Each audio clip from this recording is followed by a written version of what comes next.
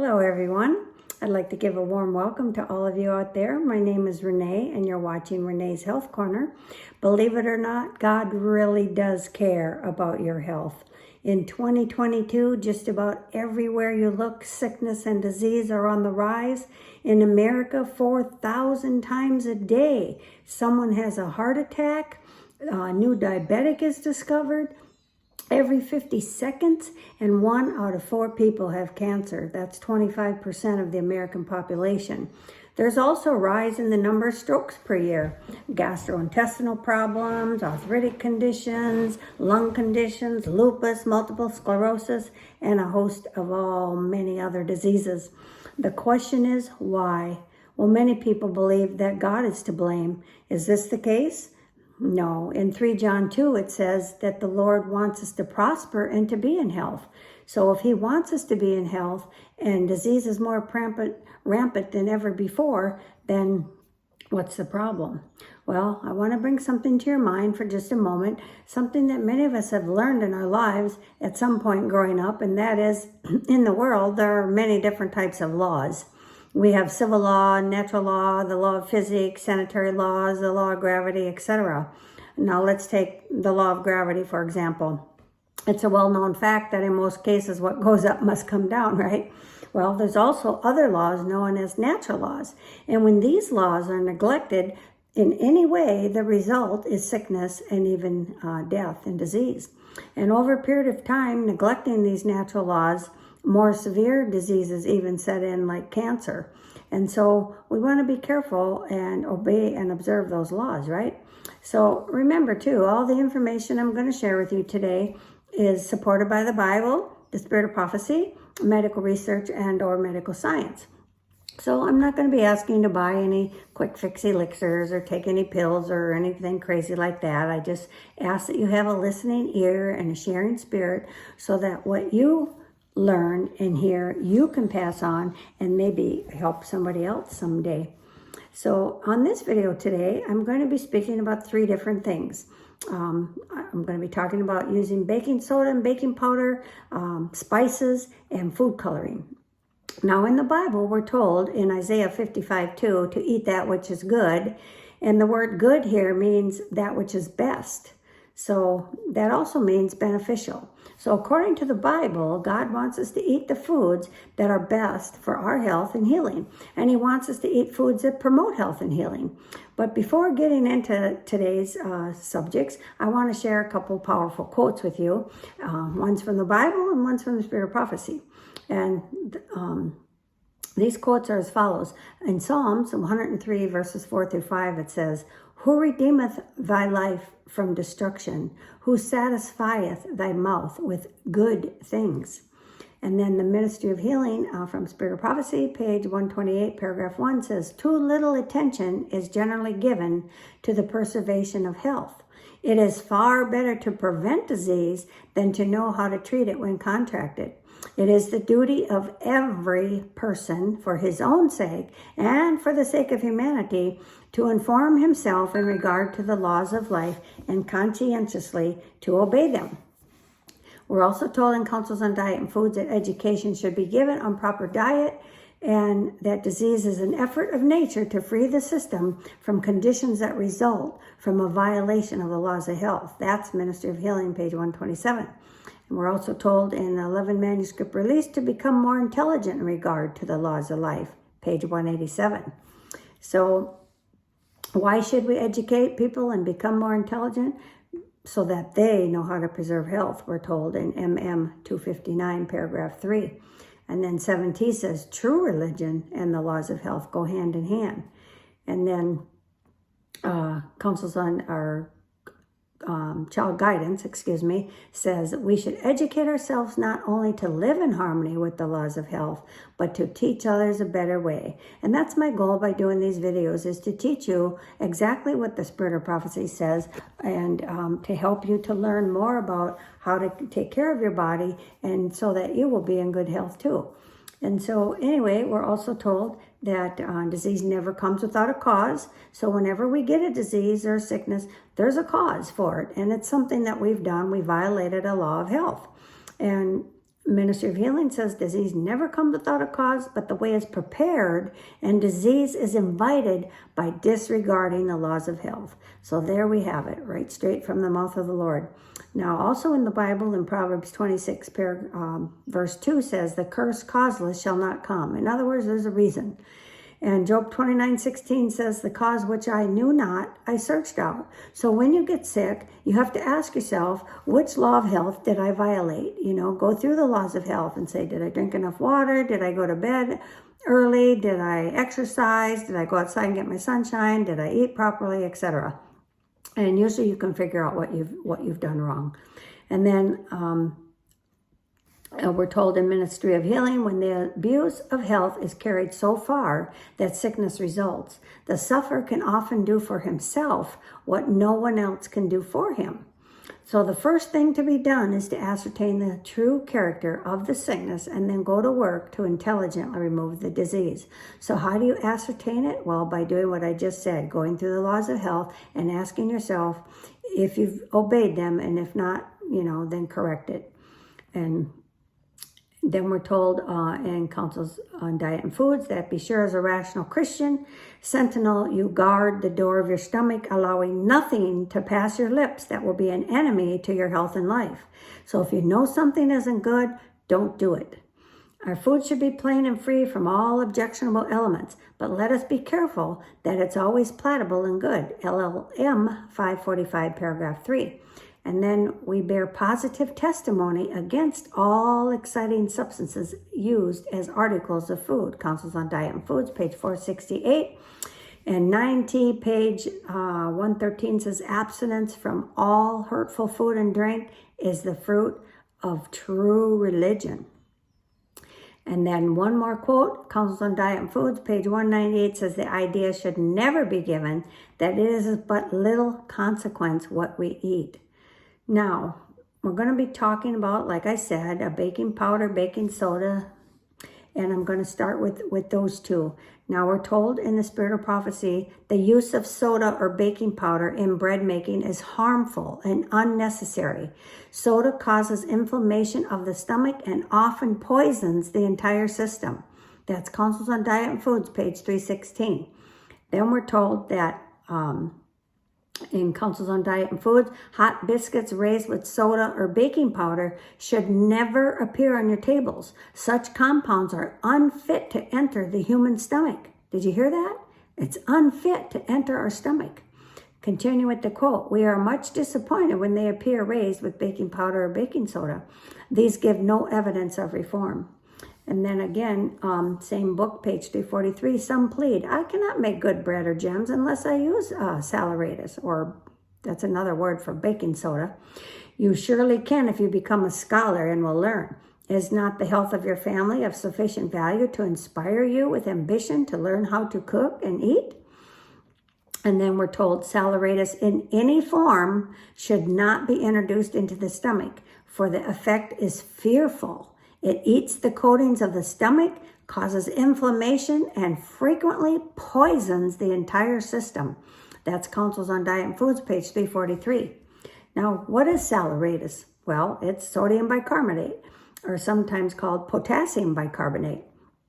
And that's the main ingredient of baking powder. In other words, it's baking soda. Calcium bicarbonate is the ingredient that's found in baking soda. Now, whether it says carbonate or bicarbonate, according to a chemist, they're both poisons. This includes Rumford, aluminum-free baking powder, Featherweight, Energy, all of them. None of them are any good. Now, some don't feel it's a religious duty to prepare food properly, and so they don't even try to learn how. But Counsels on Health on page 117 says, they let the bread sour before baking, and the Saleratus added to remedy the cook's carelessness makes it totally unfit for the human stomach. We need to learn how to cook, and we need to learn how to cook properly, and according to God's way, not our way. I know we've all probably been raised to eat things and how to cook certain things a certain way, but we have to change that.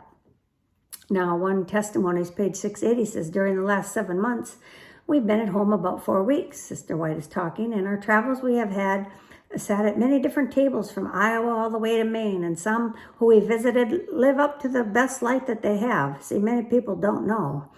Others who have had the same opportunities of learning to live healthfully have hardly even taken the first steps in reform. They'll tell you they don't know how to cook in this new way, but they are without excuse in this matter of cooking.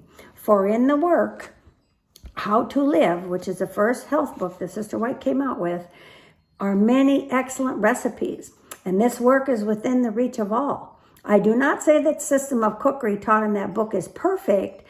I may soon furnish a small work more to my mind in some respects, but How to Live teaches cookery almost infinitely in advance of what the traveler will often meet, even among some Seventh-day Adventists. Now, that book is not perfect. There is things in there that are not right, but like I said, that was the first health book that came out, and unfortunately, Sister White never did write that book that she talked about that she might do someday. I wish she had. I'd love to read it. Now, mind you, things in that book, again, there's like eggs and cream and milk and some of those things, and some of the things that aren't healthy are in there, but the principles in that book are for us. You can see that baking soda and baking powder were not used in that book for making bread or any other food. Now, did you know that baking soda kills B vitamins in your body? The stomach's job is to produce acid for the digestion of food. When alkali substances such as baking powder or baking soda are ingested, the stomach has to work twice as hard to achieve the same level of acidity. And so you'll find things like baking soda and baking powder in cakes and cookies and crackers and biscuits and all kinds of things. They even put it in pure water. You have to read your labels. I was listening to a video last night about water, and it was fascinating. A lot of it I knew, but some of the things that the speaker was talking about was that they do put baking soda in water. And I've discovered that several years back when I was traveling somewhere and was trying to buy water and looked at the label, and here they have sodium bicarbonate in it. It's like, what do you have to put that in water for? That's not necessary. Now, I personally know a Seventh-day Adventist doctor, and I went to church with him several years when we lived in another state, and he looked up in his medical book about baking soda, and this is what he found. Baking soda power intake is associated, baking soda and powder, not power, intake is associated with 190% increase in stomach cancer. A cancer often the result from increased stomach acidity, irritation, and inflammation. Did you hear that? That is powerful. So there again, science is right in line with what God told the prophet and the prophet told us. And so we just have to know that we have to trust God and what he says and do what he says, and we'll be healthy. Now, that's enough about that. Now I'm going to talk to you about spices. So what is a spice? Well, in many cases, a spice is a dried seed, and many times commonly mistaken as a fruit, a root, a bark, or a vegetative substance used in nutritionally insignificant quantities as a food additive for flavor, color, or preservatives. And it can also be used to hide flavors. Now, Rodale's Ultimate Encyclopedia of Organic Gardening in 2009 gives readers the following rules of thumb for telling spices and herbs apart. And here's what it says, and I'm going to quote it directly. Herbs more frequently grow in temperate regions, while spices come from the tropics. Herbs are green and often have more subtle tastes. Spices tend to be shades of black, brown, or red with dramatic, pungent flavor. Now, although they may produce a spicy taste, roots are not spices. Turmeric and ginger are roots, and they are not a spice. Garlic is a root. It is not a spice. Many mistakenly call it. It is really an herb. Spices are mostly from seeds, which will be listed later. I'll tell you about that later. It's the seeds of your hot peppers that give off the hot, spicy flavor. And we're told in SA, page 65, our food should be prepared free from spices. Why? Well, a plain diet free from spices would prove a blessing to you. CD, page 83 says. Back to SA again, spices create that feverish condition in the system and inflame the animal passions.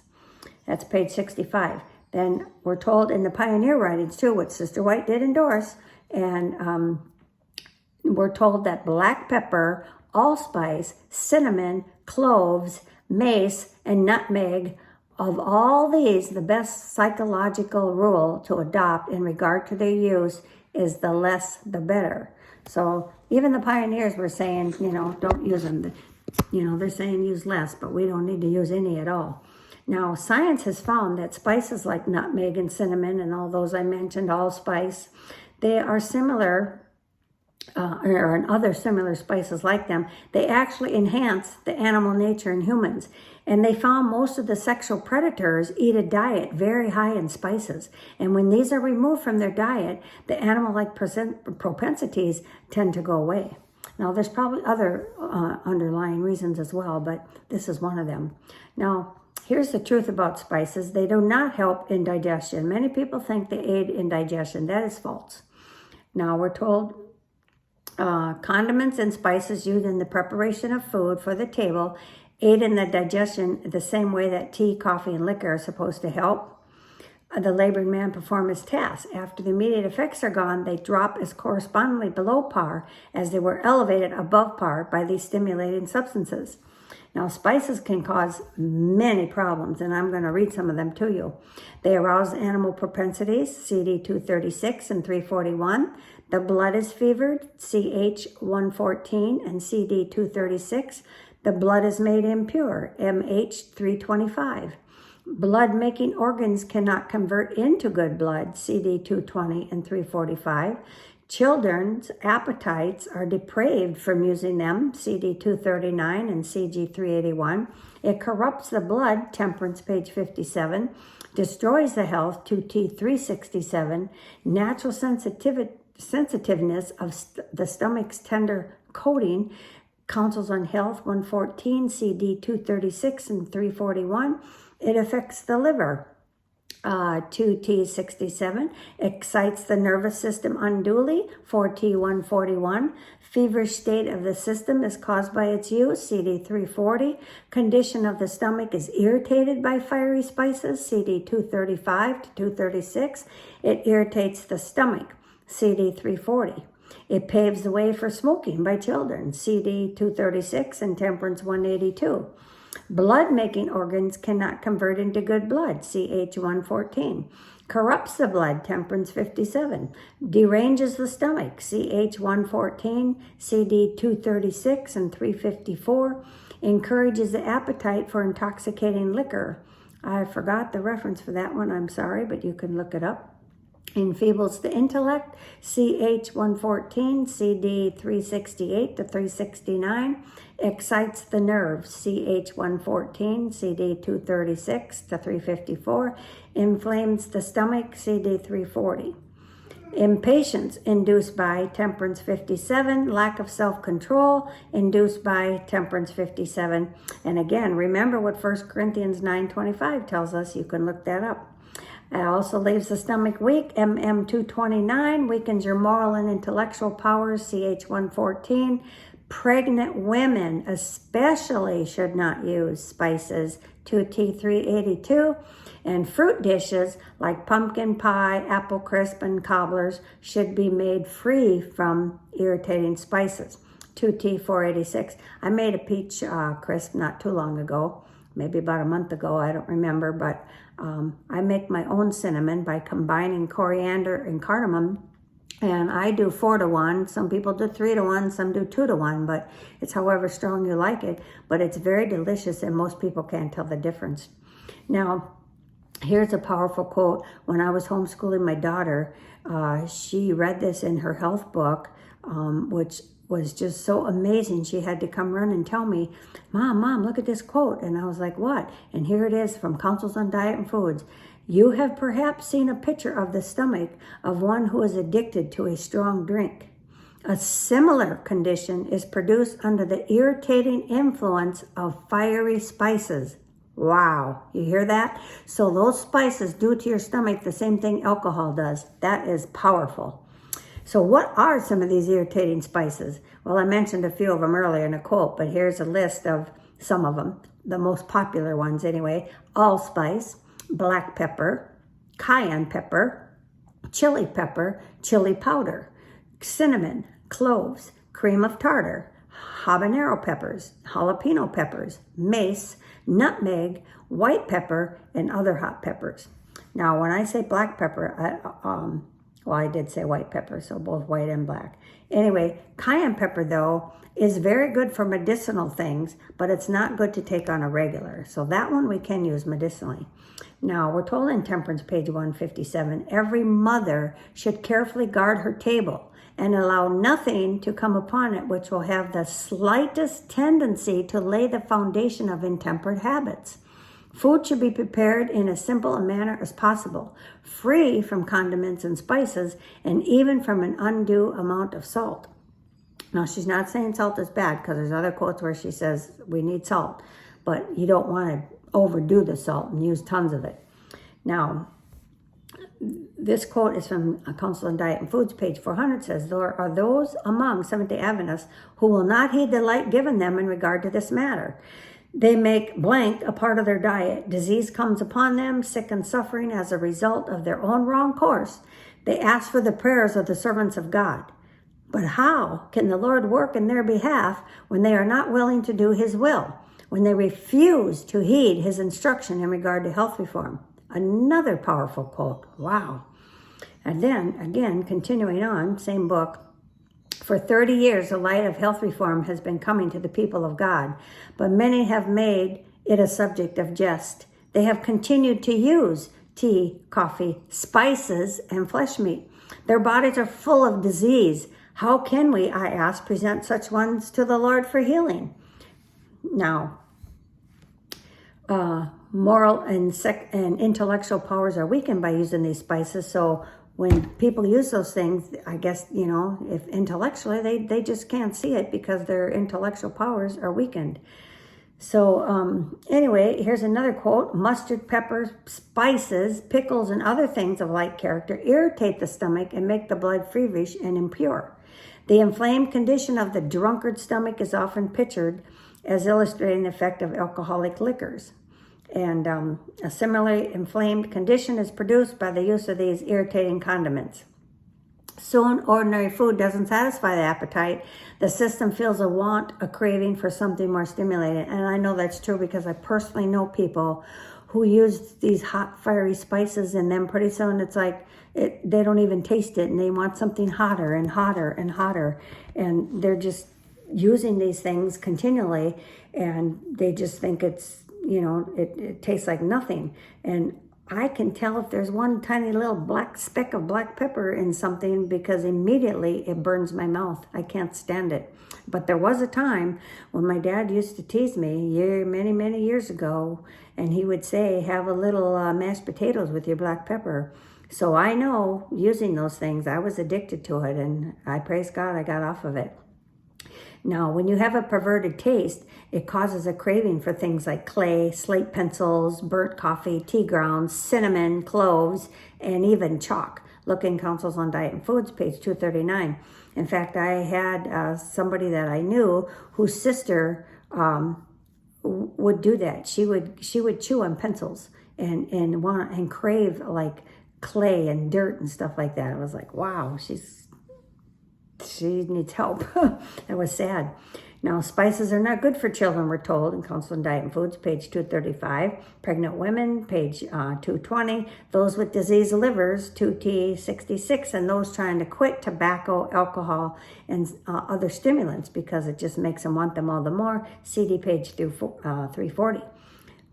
Then we're told nothing should be taken to camp meeting except the most healthful articles cooked in a simple manner, free from all spices and grease. 2T601.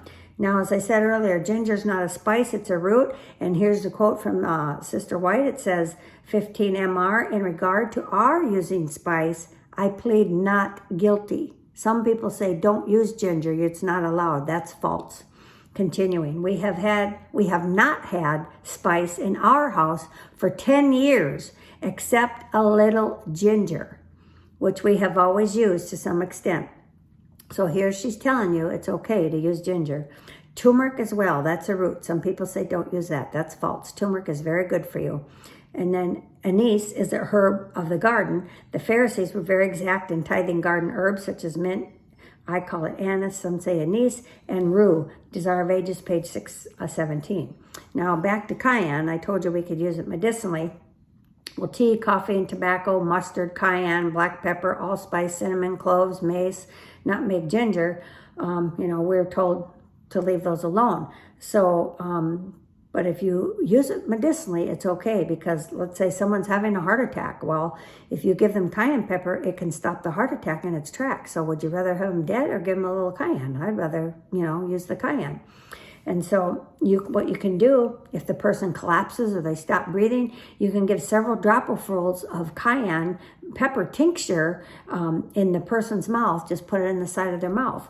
And if you don't have that, you can even use the powder and just pry their mouth open and get it in there. But and then perform compressions on their chest, performing CPR, of course, as well. And, of course, first call 911 and wait for them to come. But in the meantime, you can do this to help save their life. And you can just try to get a pinch under their tongue. I forgot to say that part. If they're having chest pains, and do it every 5 minutes. And until the pain stops, three rounds. You can do it 3 times every 5 minutes. So in 15 minutes, you have done it 3 times. And like I said, of course, be sure and call 911. Now, if someone drops and they're unconscious, they may be going through cardiac arrest. So that's when the dropperful would come in handy, because then that'll just drip down their throat. But you have to make sure it's like 90 heat units. It has to be strong. The stuff you get in the store is only about 50, maybe 60. But you want the 90 heat units of cayenne. That's the medicinal one. So if anyone has an addiction to any of these ingredients, what can they do? Well, Sister White had an addiction to vinegar. Did you know that? And when she did that, she said she was very sick, but she kept saying over and over that the Lord knows all about it. And she said, if I die, I die, but I will not yield to this desire. And the struggle continued, and she was sorely afflicted for many weeks, and she thought it was impossible for her to live. And so she says, you can be sure we sought out the Lord very earnestly. The most fervent prayers were offered for my recovery, and I continued to resist the desire for vinegar, and at last I conquered. Amen. Praise the Lord. Now I have no inclination to taste anything of the kind. This experience has been of great value to me in many ways, and I obtained a complete victory. And you can read all about that in Counsels on Diet and Foods, page 485. And then she says, I relate this experience to you for your help. And so she wants people to know about this. Excuse me, I lost my place here. She related this experience for your help and encouragement, to help us, in other words, to help us. And she said that she has faith. She says, I have faith, my sister, that you can come through this trial. So she was talking to another sister going through a trial, similar one, I'm assuming, and revealed that God is a helper of his children in every time of need. And if you determine to conquer this habit and will fight it perseveringly, you can obtain an experience of the highest value. When you set your will resolutely to break off this indulgence, you will have the help you need from God. Try it, my sister. Isn't that wonderful? Now, here's some substitutions. If the recipe calls for black pepper, you can use the seeds from a papaya. You can even buy papaya seed powder, which is what I did, because I don't always have papaya on hand, and then you have to dry out the seeds and grind them up. So just go to Amazon or wherever and look for it. And I just have, I bought organic papaya seed powder and use the black seeds that they grind up and use that in place of pepper. And be sure it's organic, though, because papayas are GMO. Instead of cayenne pepper, use paprika. Instead of cinnamon, I already told you, combine cardamom and coriander. And instead of cloves, you can use coriander and mustard. I think I gave a recipe last week on mustard. You can just make that mustard recipe. And instead of nutmeg, you use cardamom. Now, there's some books on spices and some links that I will provide below for you to look at and do some more reading on. Now, quickly on food coloring. Medical science says The consumption of food coloring is related to many diseases such as abdominal pain, ADD, ADHD, allergies, asthma, bladder tumors, brain tumors, breathing difficulties, cancers, chest heaviness, chromosomal damage, dermatitis, distaste for food, genetic damage, hives, hyperactivity, immune problems, kidney problems, nervous system malfunctioning, rashes, seizures, sterilization, thyroid tumors, and much more. And food coloring is found in many, many, many places like alcohol, breath mints, cake mixes, cakes, candy, all kinds of candies, the sprinkles that go on cupcakes and on cookies, and canned fruit, canned meats, canned soups, Capri Sun drinks, chips like hot fries and Doritos and all kinds of chips and cookie doughs and cream cheeses and desserts and donuts and fast foods and food flavorings and frostings and fruit roll-ups and fruit snacks and gums and hard candies and high C and ice cream and jam and jellies and Kool-Aid and licorice and maraschino cherries and meat and pies and Pop-Tarts and punch and regular candy and soda and some juices and syrups to make ices and syrups to make snow cones and toothpaste and veggie meats and wine, which hopefully none of you are drinking that either, yogurt, and much, much more. You can see there's a whole list of them. And so anyway, a reform in eating would be a saving of expense and labor, we're told in Counsel on Diet and Foods, page 84. And 4T says, to bear the cross of Christ is to control our sinful passions. That's 4T 627. Natural food coloring can be found in health food stores nationwide. I bought some on Amazon. I got blue and yellow and red and green. And you can even make your own, and there's going to be a link below how to do that. And you can make things red by using beets, the beet juice, the yellow by turmeric. In fact, I use turmeric in my scrambled tofu and make it yellow so it looks like, scrambled eggs. Blue is blueberries, and green you can use the spinach. And just keep in mind, for everything that God has, Satan has a counterfeit, and his counterfeit is not good. So again, if someone has an addiction to any of those ingredients, food colorings, the same thing that we talked about with the vinegar addiction, they can apply the same terms. So there'll be links below too to learn about food coloring and to read more of the effects of food coloring on your health, and some books you can read if you'd like to order a book. And another book that I highly recommend is a book called Health Power, which is by Dr. Hans Dio, who is known for the CHIP program. He's a Seventh-day Adventist doctor, and his books have had over 2 million copies in 17 different languages. And the book Health Power covers this subject that I talked about today, and some other topics I've talked about and will talk about in the future. And you can look for it on Amazon or wherever and find that book if you're interested in ordering it. It also includes the natural laws that I've talked about. And anyway, it's an amazing book. I have it. I love it. Well, that's our time for today. I hope that what you've learned on here will be a blessing to you and your family. And until we meet again, may the good Lord bless and keep you throughout this day and the rest of the new week ahead. And remember, God loves you and he wants you to be in health. So eat that which is good. God bless. Bye-bye.